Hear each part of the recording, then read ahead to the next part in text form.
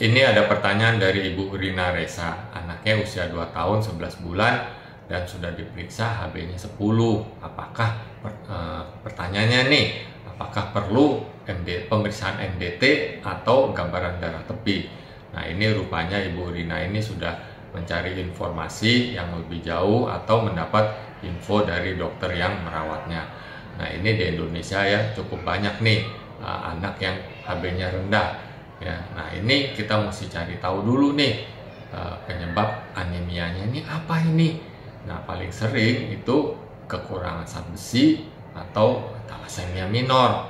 Nah, jadi kita harus menentukan dulu ya kalau bisa nih. Ini kan anak umur 6 bulan sampai 6 tahun HB normalnya itu di atas 11. Nah, ini 10 jadi termasuk anemi. Nah, jadi kita mesti cari tahu dulu nih anemianya apa.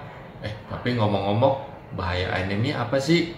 Nah, ini secara umum ya, anak yang anemia ini mempunyai imunitas yang tidak sebagus anak yang HB-nya normal, dan juga seringkali mereka tidak selincah, sekesit ya anak yang HB-nya normal ya, loyo ya.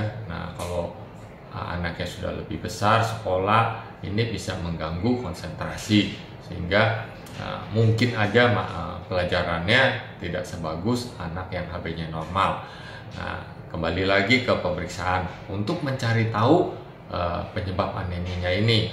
Nah, tadi Ibu Rina ini kan udah bilang MDT. Nah, pemeriksaan gambaran darah tepi ini secara kasar bisa juga ya, misalnya pada anemia kekurangan zat besi itu gambaran HB-nya itu kecil-kecil ya, mikrositik, dan gambar warnanya juga lebih pucat, hipokrom. Nah, jadi di bacaannya itu seringkali mikrositik, hipokrom. Nah, ini secara kasar aja. Tapi kalau mau lebih spesifik lagi, ya kita bisa periksa serum ironnya, TIBC ya, total iron binding capacity, dan ferritinnya. Nah, ini lebih spesifik apakah anak kekurangan zat besi atau enggak. Bagaimana dengan thalassemia-nya? Kan tadi ada kemungkinan thalassemia-nya. Nah, ini bisa kita periksa dengan analisa HB. Tapi semuanya ini butuh biaya ya yang cukup besar.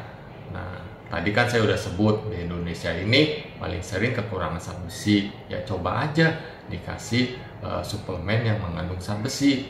Nah, dosisnya bagaimana? Ya 3 besi elemental ya. Jadi nanti dibaca di keterangannya itu misalnya yang drop nih.